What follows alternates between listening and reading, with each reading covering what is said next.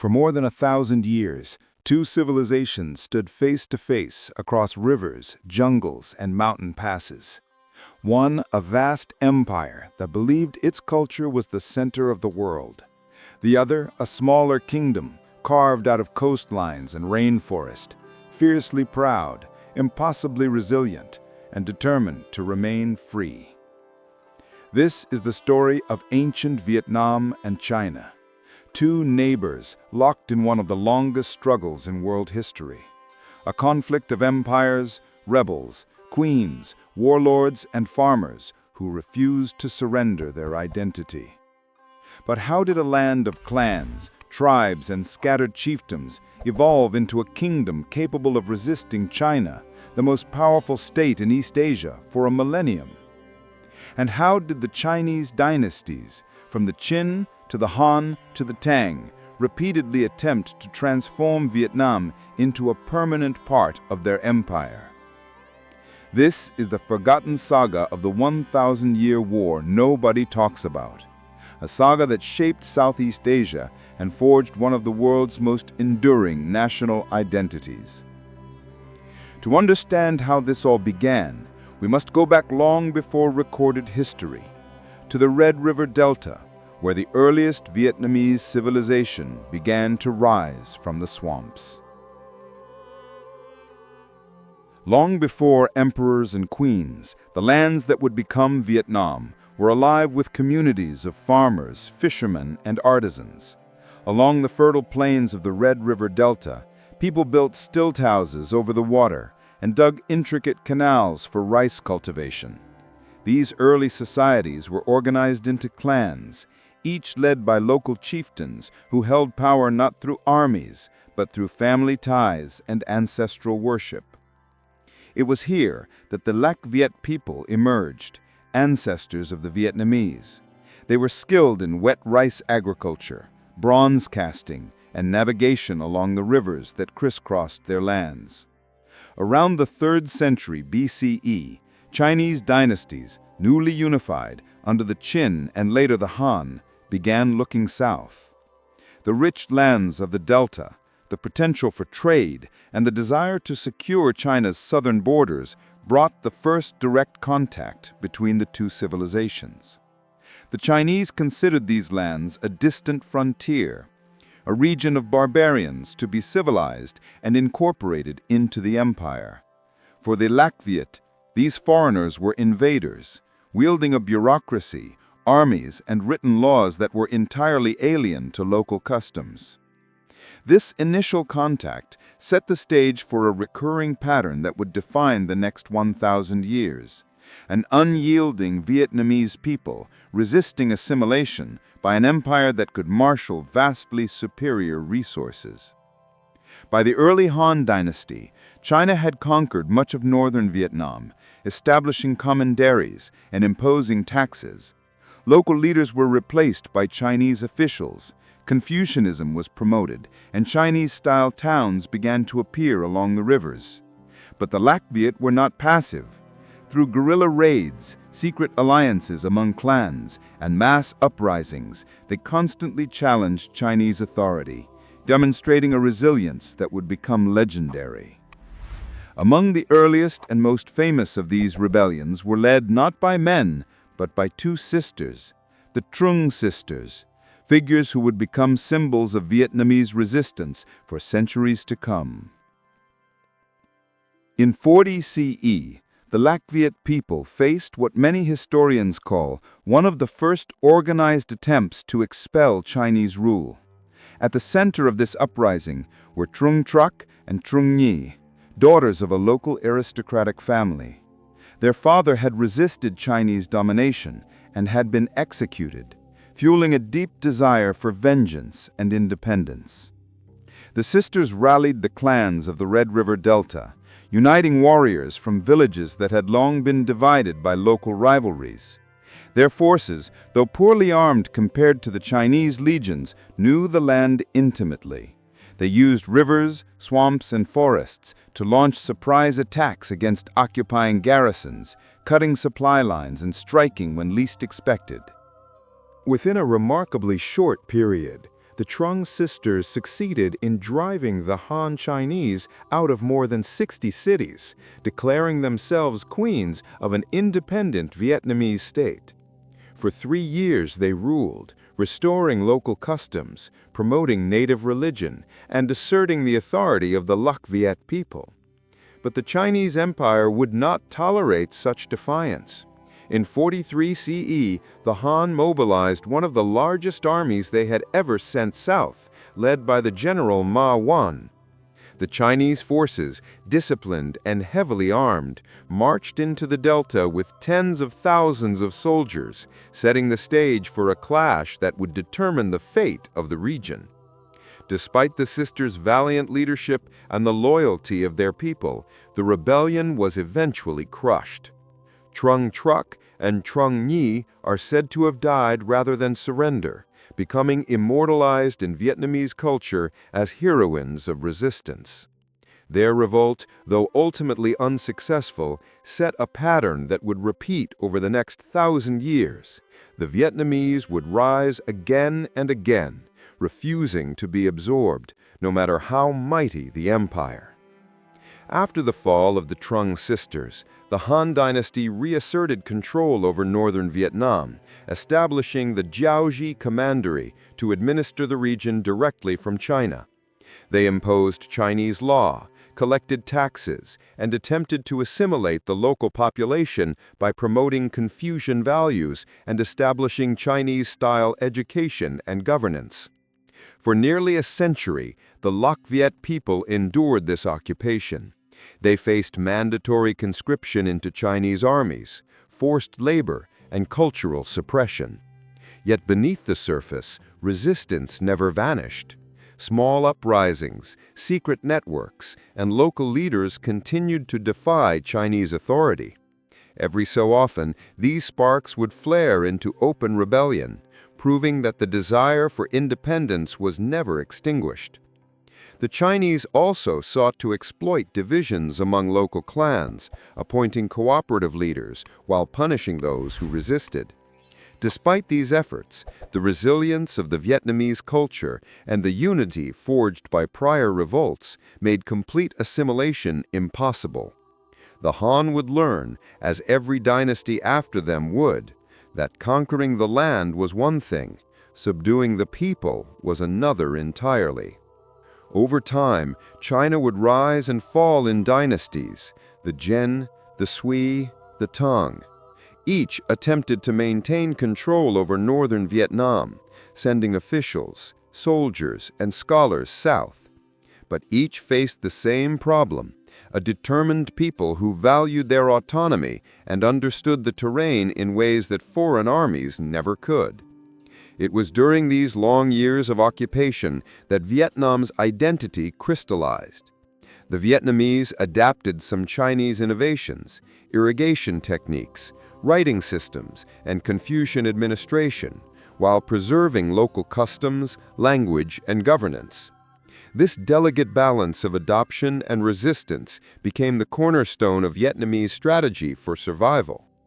Yet history shows that this balance could never last forever. As soon as China weakened, through civil war, rebellion, or internal chaos, the Vietnamese would rise again and again, led by visionary generals, charismatic queens, or united clans. This cycle of occupation, resistance, and resurgence would continue for centuries, defining the struggle between the two nations. By the early 11th century, the Vietnamese had endured centuries of Chinese domination, yet their spirit remained unbroken. It was during this period that a new dynasty arose, the Lý dynasty, founded by Lý Công I in 1009 CE. His reign marked the beginning of a sustained era of independence after nearly a millennium of foreign control.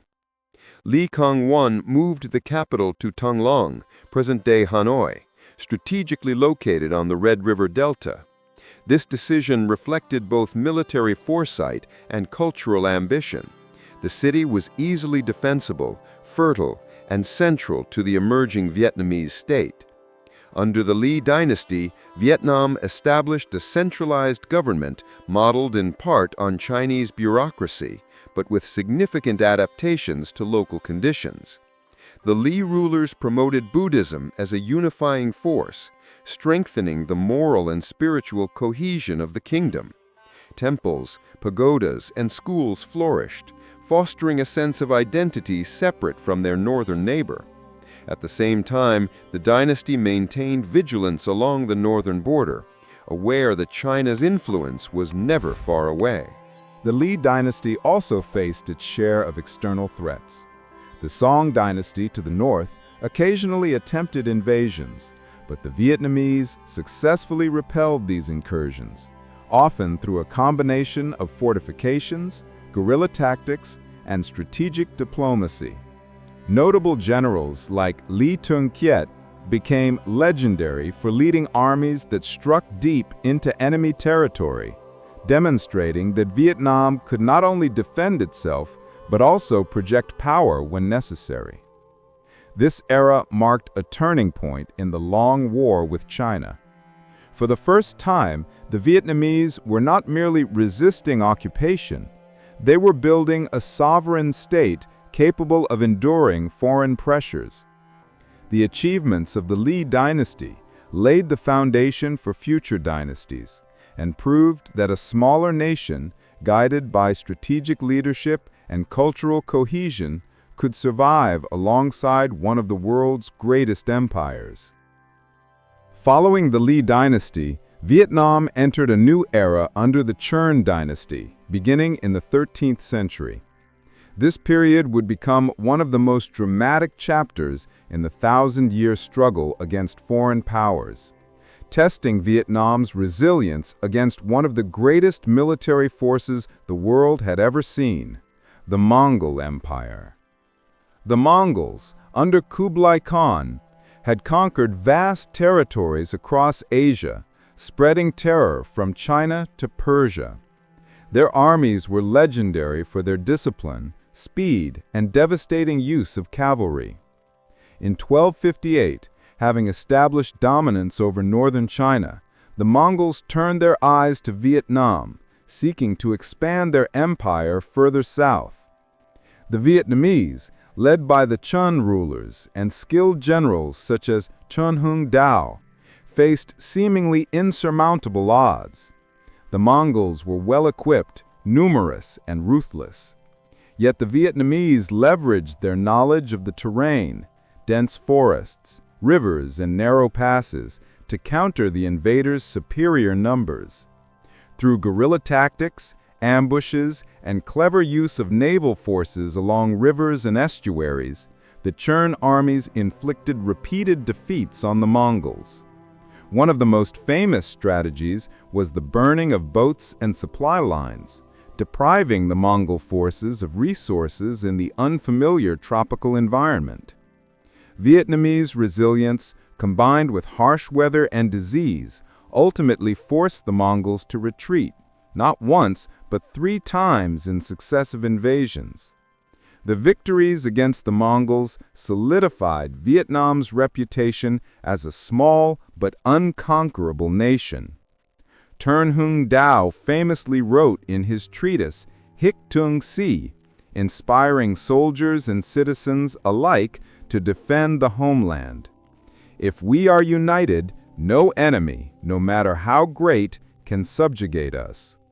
The Churn dynasty's triumphs demonstrated that intelligence, terrain mastery, and national unity could overcome even the most formidable empires. These victories became part of Vietnam's enduring identity, proof that the spirit of independence could withstand centuries of foreign pressure. By the 15th century, Vietnam faced a critical turning point. Following internal turmoil and weakened central authority, the Ming dynasty of China launched a large-scale invasion in 1407, seeking to reclaim control over the Red River Delta and reassert centuries-old dominance. The Ming occupation was brutal. They imposed heavy taxes, enforced Chinese administration, and attempted to assimilate the population through Confucian education and legal systems. Temples were destroyed, local leaders executed, and thousands of Vietnamese were forced into labor. Yet, just as in earlier centuries, resistance flared. A young nobleman named Li Loi emerged as the central figure of a massive uprising known as the Lam Son Rebellion. He rallied peasants, scholars, and former soldiers, uniting disparate groups under a common goal: liberation from foreign rule. The Lam Son Rebellion lasted 10 long years, marked by fierce battles, strategic retreats, and clever deception. Li Loi's forces utilized ambushes along rivers, fortified positions in mountains, and local intelligence networks to counter the better-equipped Ming armies. Slowly, the rebellion gained momentum, capturing key cities and undermining the occupying forces' authority. In 1428, after more than a decade of struggle, Lê Loi successfully expelled the Ming armies, restoring Vietnamese sovereignty. He declared himself emperor and established the Lê dynasty, ushering in nearly 4 centuries of independence that would endure despite continued Chinese pressure along the northern border. The Lê dynasty institutionalized Vietnamese governance, codified laws, and reinforced cultural identity, ensuring that the lessons of centuries of resistance were preserved for future generations. By this point, the 1,000-year struggle with China had forged a resilient, independent nation capable of defending its borders, culture, and identity. Vietnam's victories were not only military achievements, but symbolic triumphs, proof that a determined people, familiar with their land and united in purpose, could resist even the most powerful empires. The 1,000-year struggle between Vietnam and China left marks far deeper than borders on a map or victories on the battlefield. It shaped identity, culture, governance, and strategy, leaving lessons that echo even today. Vietnamese society, forged in centuries of resistance, developed a unique blend of adaptation and defiance.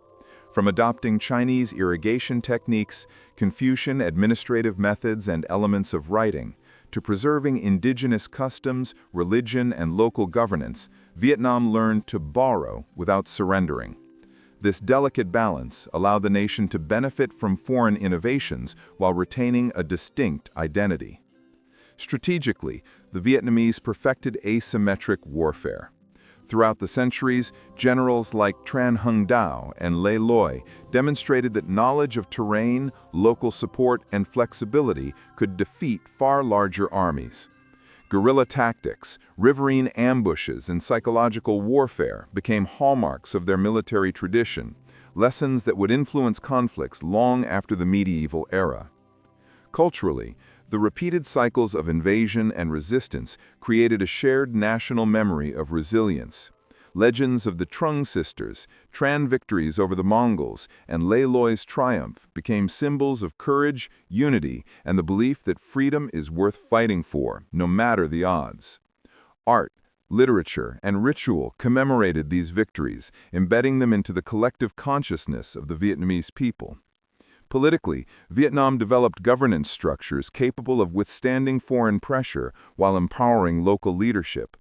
The dynasty after dynasty, Li, Tran, Lê, learned that sustainable rule required both central authority and engagement with local communities, ensuring loyalty and stability in the face of external threats.